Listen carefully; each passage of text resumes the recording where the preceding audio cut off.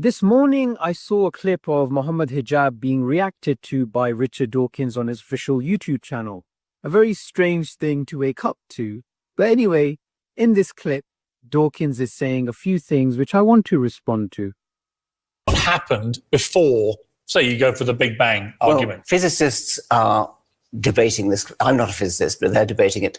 My point is that they don't know, and I don't know, and you don't know, and it doesn't help to postulate a God that did it. How do you know that he doesn't know if you don't know? I mean, this doesn't make sense to me. And he does this all the time. If you're an ignorant person, then how do you know that someone else's ignorance is identical to your ignorance if you're ignorant? Having your epistemological cake and eating it as well at the same time, how can you have both?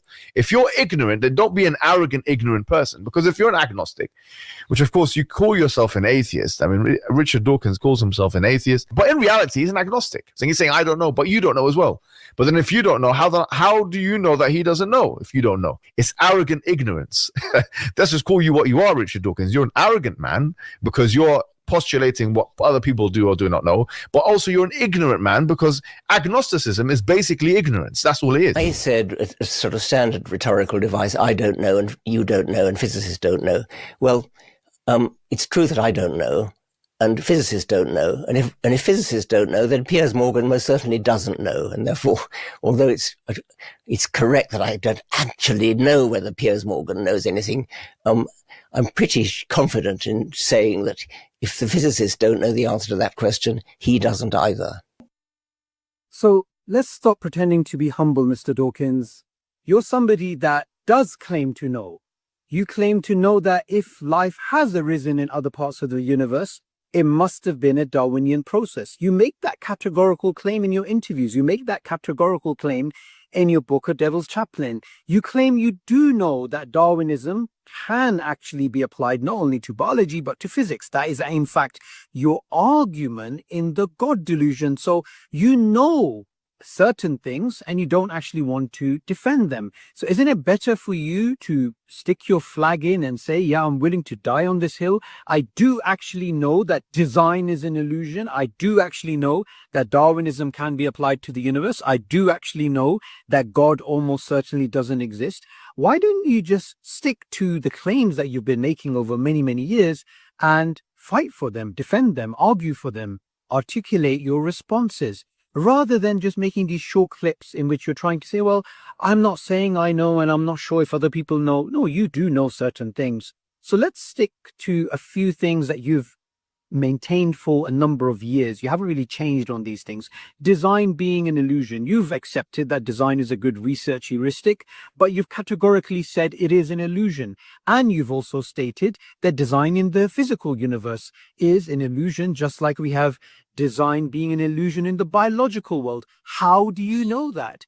Why don't you defend those beliefs rather than sidestepping and pretending like you are humble? And we know that you're not. Also, something I was thinking about is that Philip Johnson actually challenged you, and he is the father of the intelligent design movement. In fact, you could say he is the one who's galvanized even your career when it comes to discussions on creationism because of his responses to yourself. Yet, when he challenged you in the early 1990s, you refused to engage with him. You refused to engage with William Lane Craig when it came to the God delusion. You've been making remarks about other intelligent design proponents like William Dembski and misrepresenting him. When you do actually have an engagement with people that disagree with you, like John Lennox, Dennis Noble, Lynn Margulis, you decisively lose. So rather than making these short clips, isn't it better for you to defend your position rather than reacting to YouTubers online? I think that would be a better approach, don't you? What happened before the Big Bang is a standard layman question, and physicists tend to avoid the question. They tend to say there was nothing before the Big Bang, or some physicists do, not all of them do. It's a debatable point, a debated point, and some physicists think that you cannot even ask the question. It's like saying what's north of the North Pole to some physicists. But this is way, way above the head of Piers Morgan. So absolutely, I'm totally confident in saying he doesn't know. Of course he doesn't know. An agnostic doesn't know, and nobody can prove that there is no God, but one can live one's life on the assumption that there is no God. And in the God delusion, I devised a 7-point scale from 1 Let me think. One was totally confident there is a God, and 7 was totally confident that there isn't. And I call myself a 6.9. So I'm agnostic in the same sense as I'm agnostic about the tooth fairy and Mother Goose and the Easter Bunny. But there's no evidence for any of those, and there's no evidence for God either. Okay, so you're again going into that shell of, I am not really making these claims. I'm just saying I don't know. On this particular scale, I'm here. But why are you there? Why are you 6.9? You are 6.9 because you believe design in the biological world is an illusion. You believe the central argument that you make in the God delusion is a valid argument. So you do know these things. So let's not pretend you don't know. And when it came to, say, something like the origin of the universe, you're saying, look, it's like saying what's north of the North Pole. We don't actually know if it's even comprehensible for us. Well, why don't you say the same thing about the origin of life? When you were pushed about this, you actually pointed to Crick's idea of directed panspermia. So what's going on here? Why do you selectively choose when it comes to people responding to you, your particular position, and your other positions, you just ignore them? Why didn't you say, yes, I do say the universe gives us this idea of design, but design is an illusion, the same as the biological world, and I'm willing to defend this point? Why didn't you have a debate about it? Why didn't you have a discussion about it rather than reacting in these short clips? Anyone familiar with your work?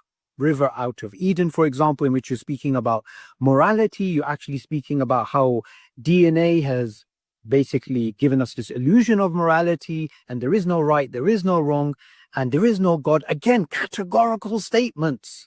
But when it comes to you defending your position, you go into this agnostic shell, this protective shell, as if you're some sort of reasoned, rational person who's just skeptical about other claims. No, you are categorical about certain claims, so you should defend them. So I hope in this short video, the viewers have seen that you don't actually defend your position very effectively. In fact, you're somebody who hides from public discourse. Now, I've written a book called Dawkins Deselected: The Extinction of New Atheism. And I've actually interviewed many of your opponents, including Alistair McGrath, Keith Ward, and intelligent design proponents. And one of them, who you actually responded to, is actually also somebody, Douglas Sachs, who I interviewed on my channel. So if anybody wants to learn more about Dawkins and why he was deselected in the great battle of the ideas that are taking place today on the internet,